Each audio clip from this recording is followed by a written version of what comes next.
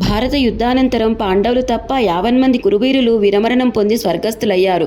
దుర్యోధనాదులు స్వర్గంలో సర్వసుఖాలు అనుభవిస్తున్నారు. కానీ కర్ణుడు మాత్రం వారితో పాటు స్వర్గవాసి అయినా అతనికి మిక్కిలి ఆకలితో బాధపడుతూ ఉండేవాడు. వెంటనే కర్ణుడు వ్యాసుల వారిని కలిసి తన బాధ చెప్పుకున్నాడు. వ్యాసుడు ఒకసారి దివ్యదృష్టితో చూసి, కర్ణ, నీవు భూలోకంలో అన్ని దానాలు చేసి దానకర్ణుడు అనిపించుకున్నావు. కానీ నీవు అన్నదానం ఏనాడూ చేయలేదు.